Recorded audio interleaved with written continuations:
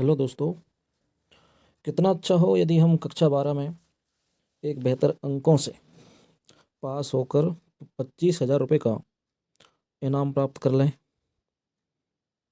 तो इच्छा तो सबकी होती है ना कि हम एक बड़ी राशि इनाम के रूप में सरकार से पाएं, अपना नाम ऊंचा करें, अपने माँ बाप का नाम ऊंचा करें। तो इसके लिए आपको करना क्या होगा, क्योंकि कोई ना कोई तो इनाम ज़रूर लाता है और हमारी कक्षा के बच्चे, उनमें से कुछ बच्चे भी होंगे जो इस इनाम को प्राप्त करेंगे।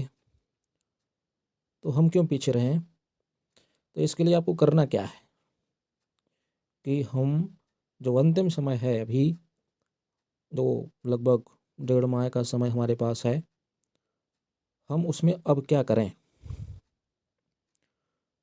यदि आपने अभी तक नहीं पढ़ा है तो अब हमको पढ़ने की अपनी रणनीति को बदलना पड़ेगा और हमको ध्यान देना पड़ेगा कि अधिकतम स्कोर परीक्षा में कैसे आए।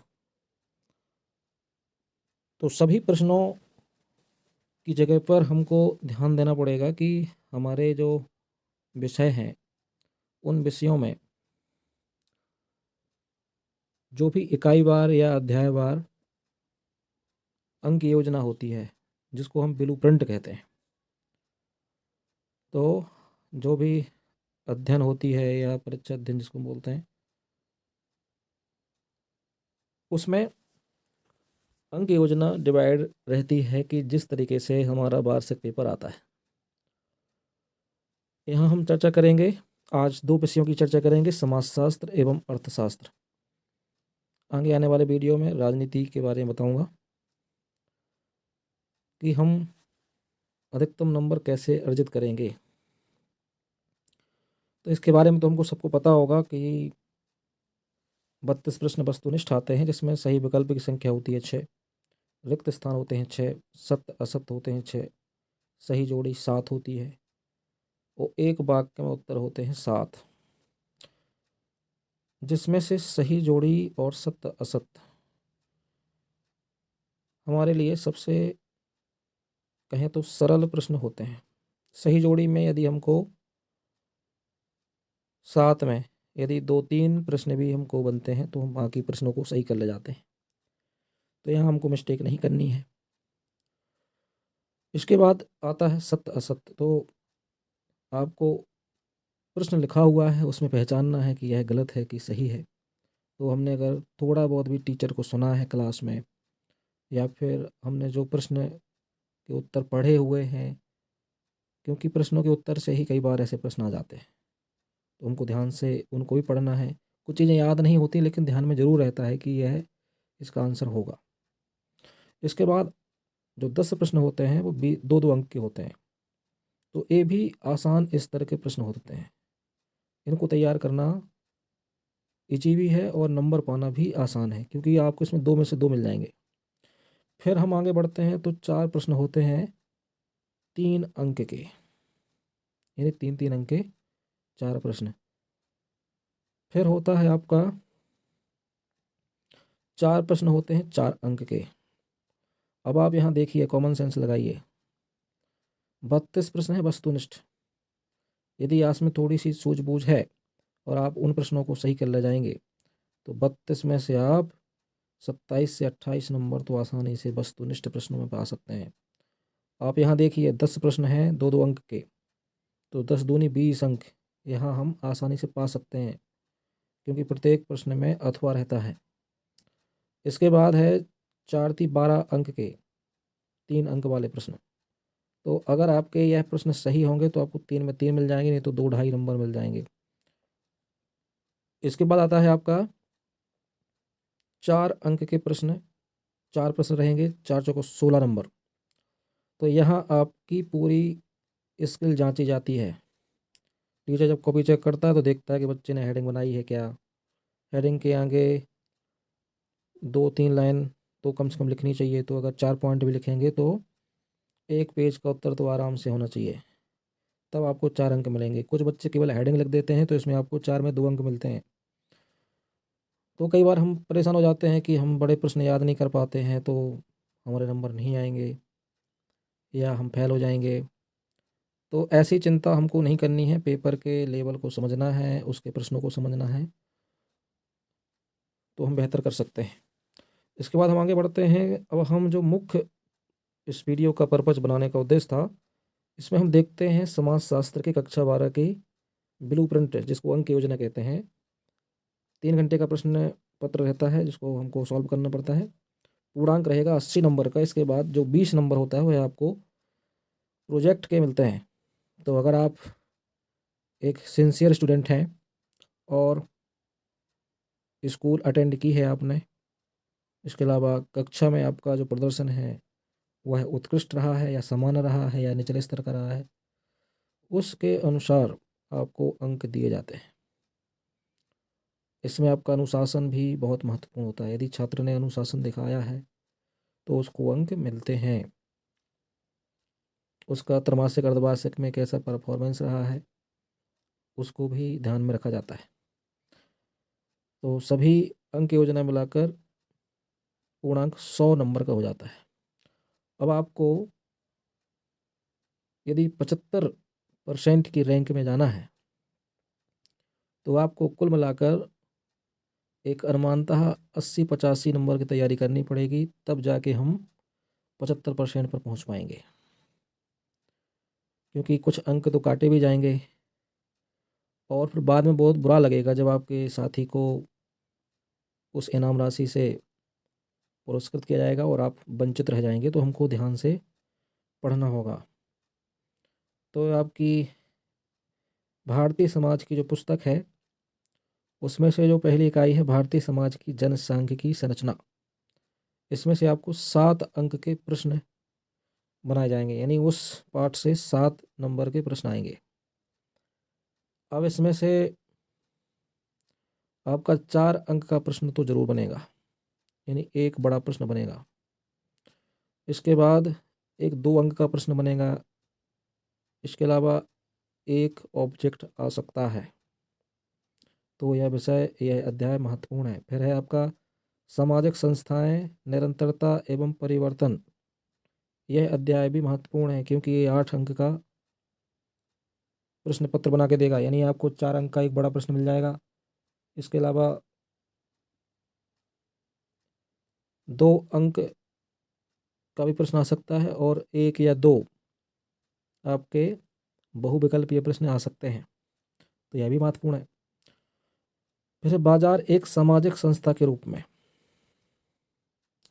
तो इसमें 7 अंक के प्रश्न पूछे जाएंगे, जिसमें से हो सकता है कि एक 3 अंक का हो, एक 2 अंक का हो और बाकी 2 प्रश्न बहुविकल्पीय हो सकते हैं।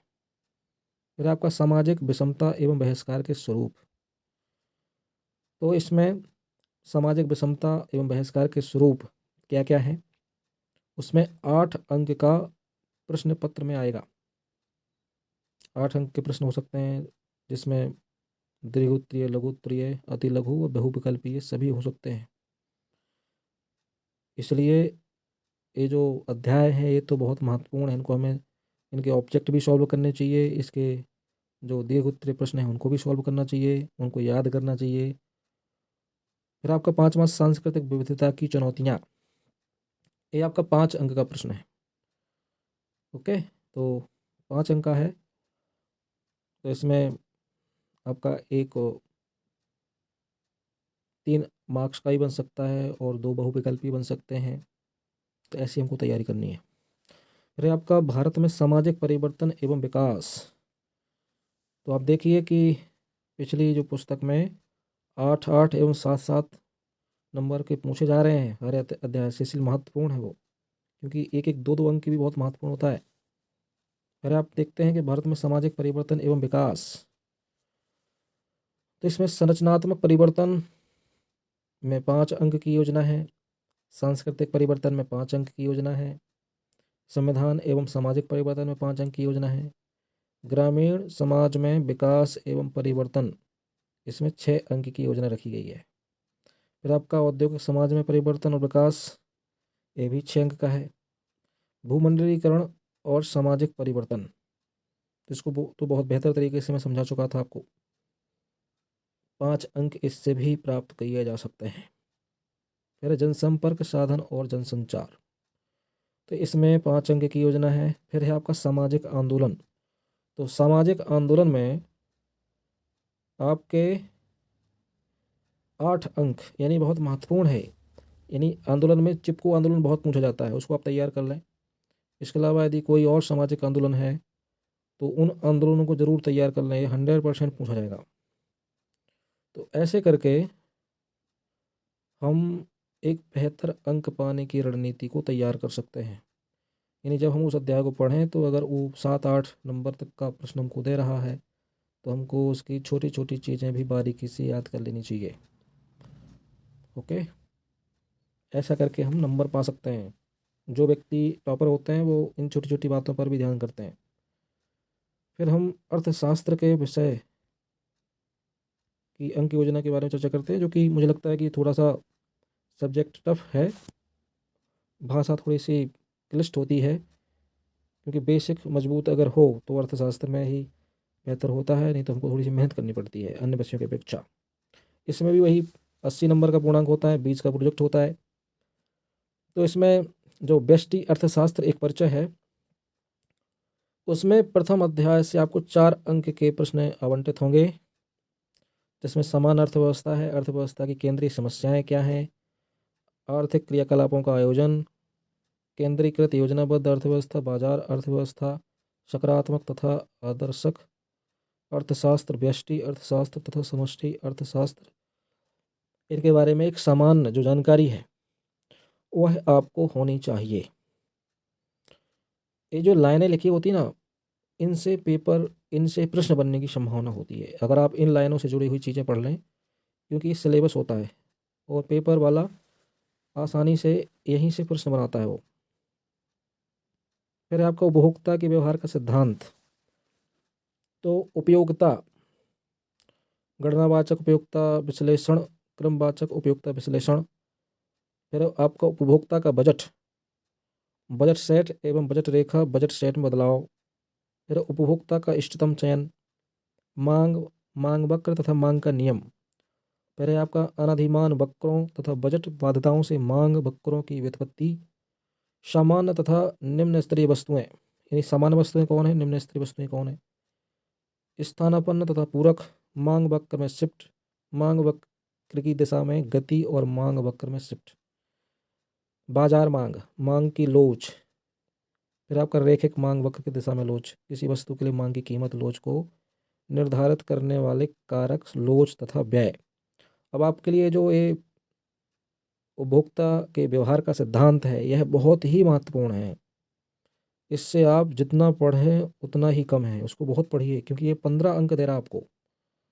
समझ रहे हैं ना, 15 अंक। 15 अंक का मतलब होता है कि आपको एक 4 अंक का, एक 3 अंक का और 2-2 अंक के 2 प्रश्न और 1 अंक का 1 प्रश्न, या फिर 2 अंक का 1 प्रश्न, या फिर लगभग 3 अंक के बहुविकल्पीय प्रश्न आ सकते हैं।